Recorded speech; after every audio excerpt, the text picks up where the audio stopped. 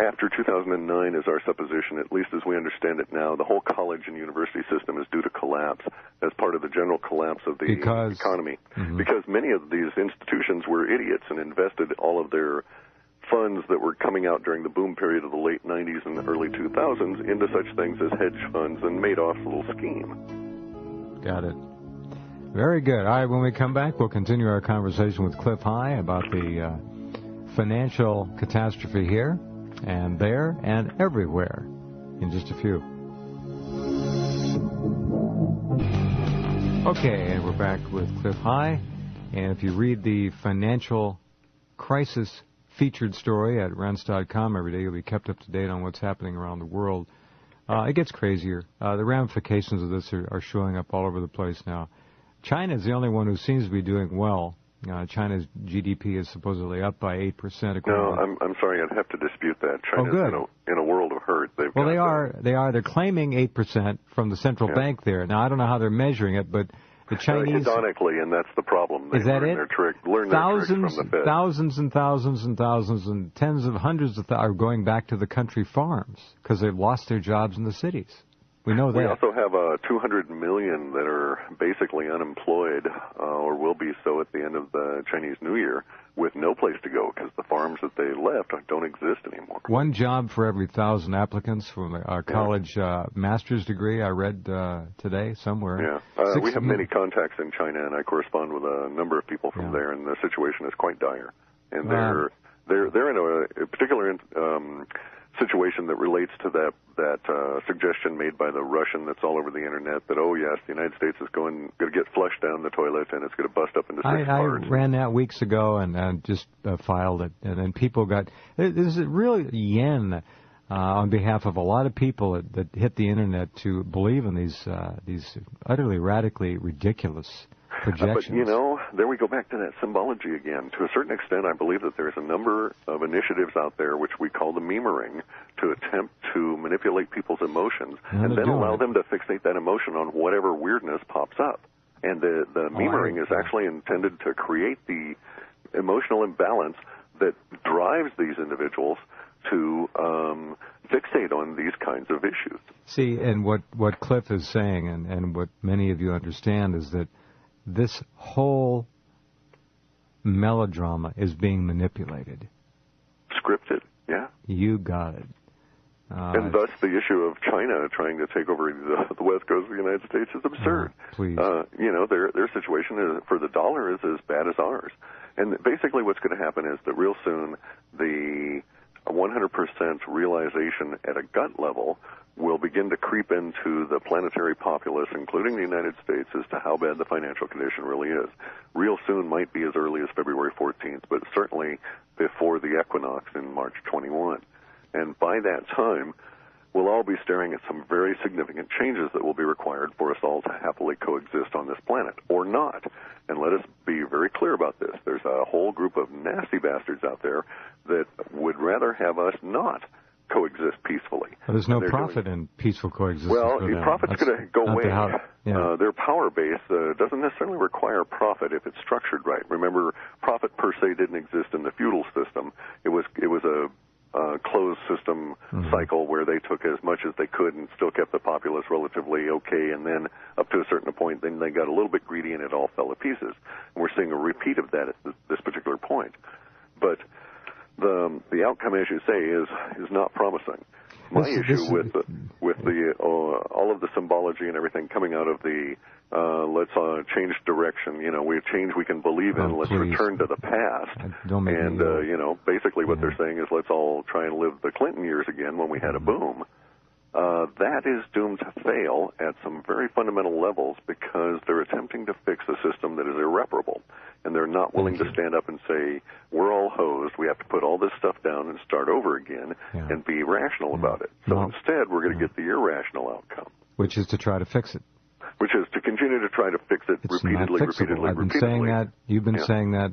Very few have been saying that. It is broken and not rehabilitatable. You can't fix it. No chance. There's just no way, and especially with the when you look at things from a Buckminster Fuller perspective and stay way out, 30,000 feet, 80,000 feet, whatever, so that you're seeing the planet as a whole and looking at it as a resource issue. We're in a situation right now where the planetary resources are consumed at the rate of about 40+% of the biota annually, and if 47% is the speculated breakdown point, at which case it doesn't replenish itself from one year to the next, and you start into a degrading spiral. We're very close to that. How close are we to that? Within years. If we were to have continued with predatory capitalism. Right. Predatory capitalism appears to be dying. That can be expected to kill a number of people, perhaps tens of millions around the planet, as we can no longer afford to plow in on a profit-based system into a health care that extends life at the cost of the rest of the species. So we will soon see a die-off. I hate to say it this way, but H5N1 fatality, 19-year-old female. No. I'm not talking about anything like that. I'm not talking about pandemic or anything. I'm talking about the ability to provide.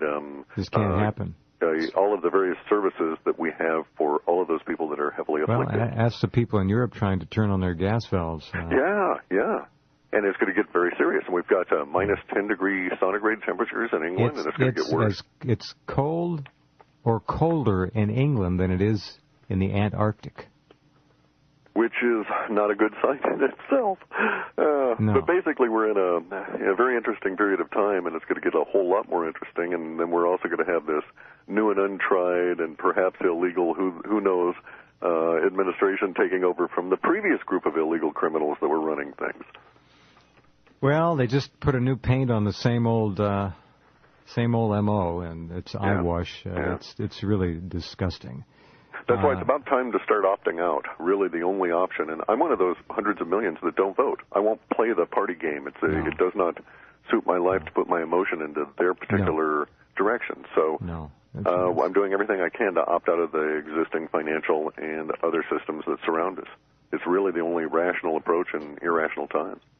It is the only rational approach, correct. I feel great sorrow for those who are still suckered into the game and just can't see it. But that's the majority, and that's probably the way it's going to always be. It always has been. Now that they own two generations, they've got two full generations under their belts, the MTV generation, certainly the first, and then this probably latest. Three. The first, my generation would be the television generation, which also, I was fortunate, I was kicked out of the U.S. by circumstances, and so didn't have to grow up under those circumstances, television and the degrading school system.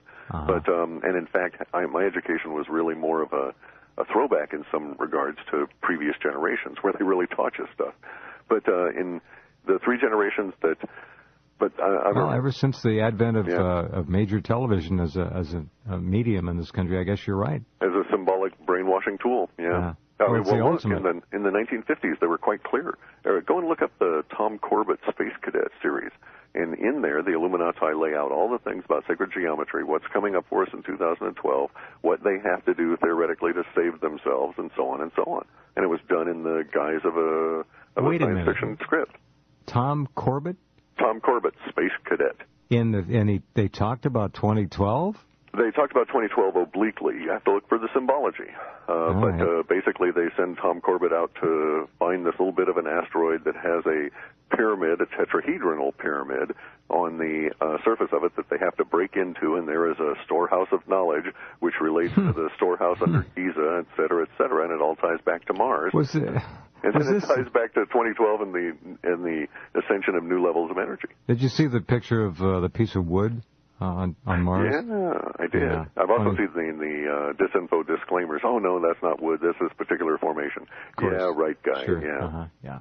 See the water marks all around it and the erosion. And I look at the Hoagland pictures of, Data's head on the moon, and I have some exact replicas here. My grow dome collapsed under the weight of the snow here because I hadn't adequately tessellated.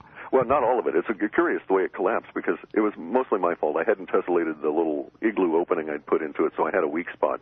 But when it collapsed, guess what it was a replica of? The structures described by Hoagland as existing on the moon as collapsed partial domes. And it stands up, and it has proportions and everything that would suit that. Funny so stuff. It's quite curious, but we're in for it. The next 4 years, there's no question. This is what's the dome made of?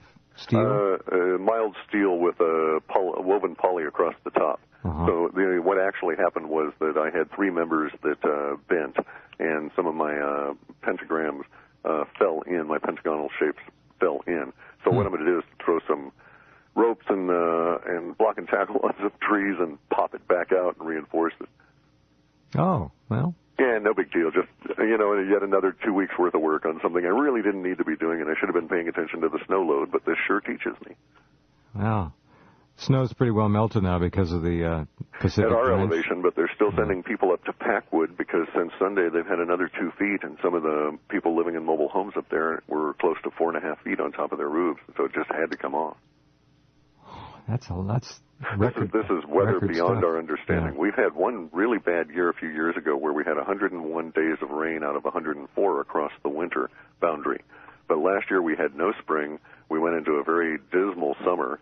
We went into early winter storms hitting us before Thanksgiving, the type of storms we don't usually see until January. So sure. Well, I hope you have a huge stock of vitamin D on hand. That's actually not that crucial. I've done some research for vegetarians and so on, and vitamin D, you can get enough of it in a good vegetarian diet. The adequacies of B12 and others would run out long before that. I hope not to be that housebound. Well, you have your own tanning bed in there, and you just pop in a couple times a week and get your ultraviolet. Yeah, I'm really worried about ultraviolet C, though, and the new form of ultraviolet new energies coming out of space. What is this? We have ultraviolet A and B, but there's a lot of suggestion from the Russians that they've been actually experiencing and observing ultraviolet frequency C, a whole new frequency. Something that hasn't been known of before or not apparent here before? Not apparent here before. We may have actually been able to hypothesize it would exist, but we've never been able to measure it. Now they're seeing it in measurable levels. So I'm worried about glaucoma and cataracts and all those things that are affected by such. Oh, yeah. All right. Well, I'll keep an eye out for that. Thank you, my friend. I appreciate it. Talk to you next month. Good luck with the dome. Yeah, just more work. Yeah. Okay. See ya. Bye. Good night. Clif High of halffasthuman.com. All right, that's our program tonight. We're going to take off for 21 hours. We'll, of course, be with you at Rense.com and see you right here tomorrow night with Webster Griffin Tarpley and scientist Loren Moray.